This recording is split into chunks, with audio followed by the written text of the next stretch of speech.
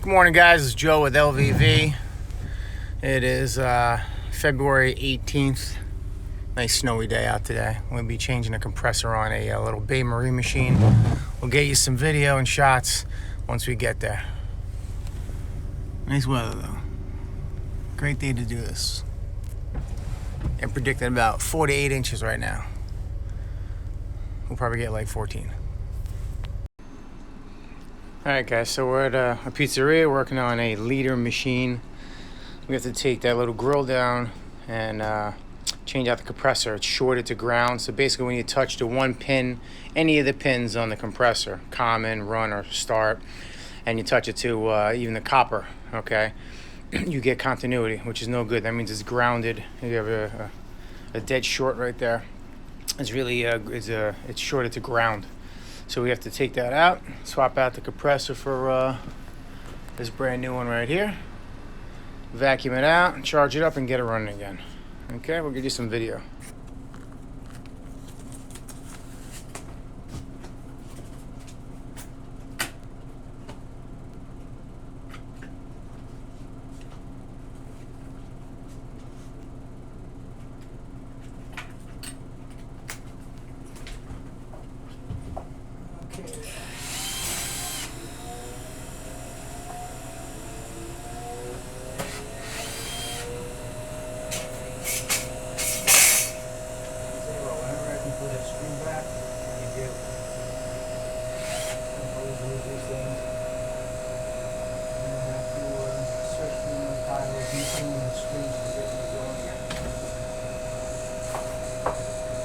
Everything's unplugged.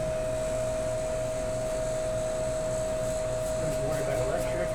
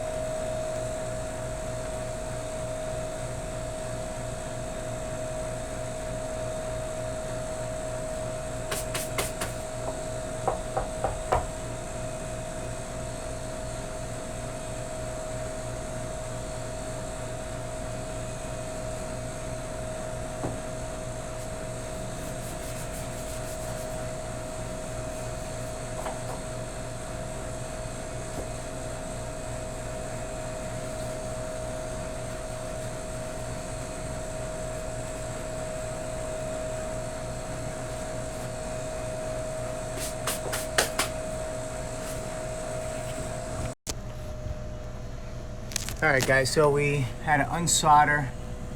Where is it? There you go.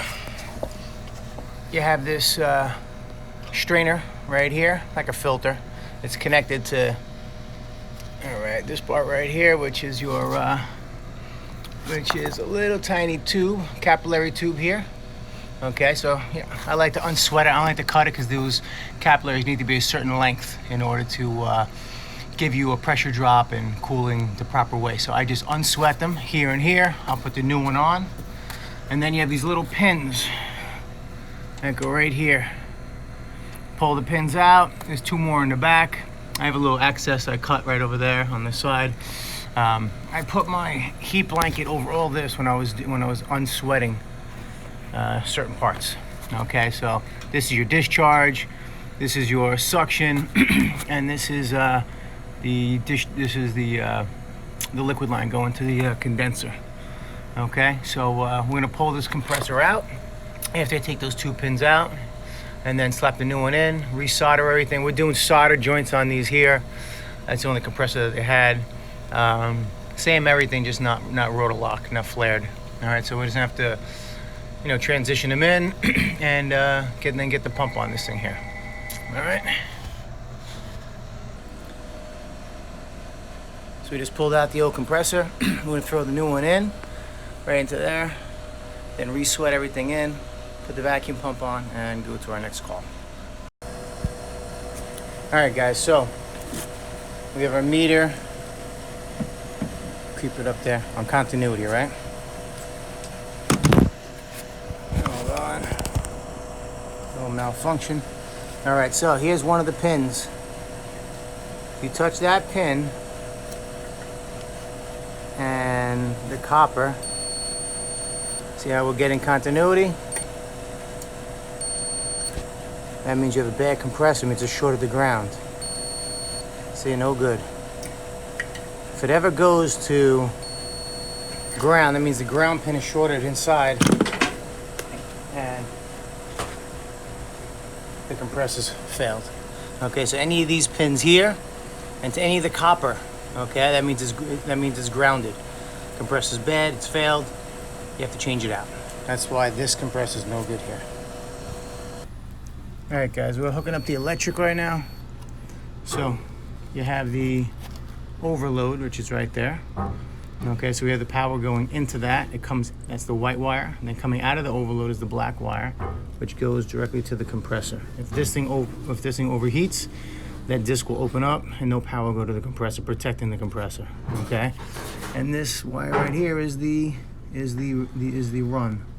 Okay, so that's the other side of electricity. So one side goes into that black wire, other side of electricity is gonna be going into this wire right here. Okay, the other side comes out of there, goes to the capacitor. This will get the current that it needs. It will open up so that the power will stay in between the run and the common. It'll open up here to kick the capacitor out.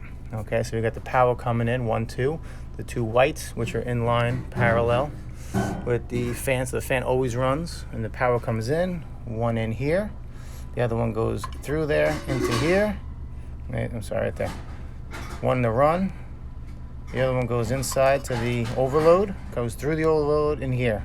That will give the 120 to energize this. And this current relay will open up, kicking this out of the circuit once it gets enough current after the compressor started, after like a half a second. All right. All right, guys. So we just sweat in the discharge line, sweat in the capillary strainer. We still have to do the back end of it, and this is gonna go right inside there. And we're gonna put a suction line port right here, so that we can get the suction pressure, the high side pressure, and make sure everything's running fine. All right, so we're just gonna tie it all back in, then put the pump on. All right, guys, so we just threw some nitro in here. Everything is tied together.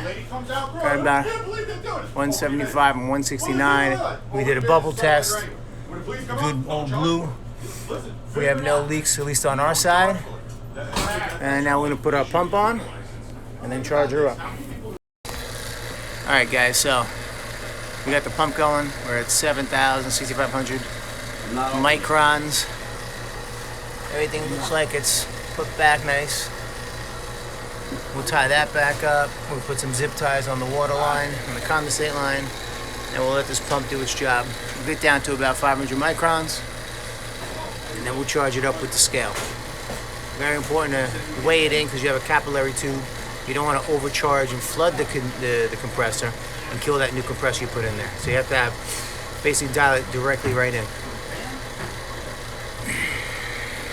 So this should take about an hour, and you should be able to kick it down. How you doing, guys? So we're just settled up and done over here. Zip back the condensate line. We're gonna put caps on all the shraders. New units put in. You got the defrost timer right there. This unit here, it's a static coil. Doesn't have to take a COVID test because she's. See this here? It's a static coil. No fans. Okay. All right. It's a little low. We had to run it a little longer, but it should stop right around 39, 38 degrees because they're gonna keep their dough in here. Okay. So, but this, because it's a static pressure, a static fan rather. Let me say it again. Because it's a static coil, that means there's no fan behind it. The cold air just drops straight down. You're gonna have like a 2 to 4 back pressure. Okay, very low. All right, and probably 70, 80 up on your high side.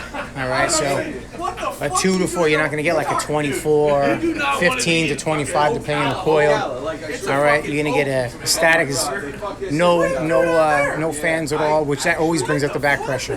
So this one here is just static, meaning nothing there, and just the air is just going to just drop straight down. So that type of dropping coil, anywhere from 2 to, I've seen anywhere from 2 to 9 back pressure. Okay, guys? So change out the compressor, the strainer, new shraders on all the ports. I'm going to cap them, and you're all set. Fixing up this leader right here for Sal's Pizza in Babylon, New York.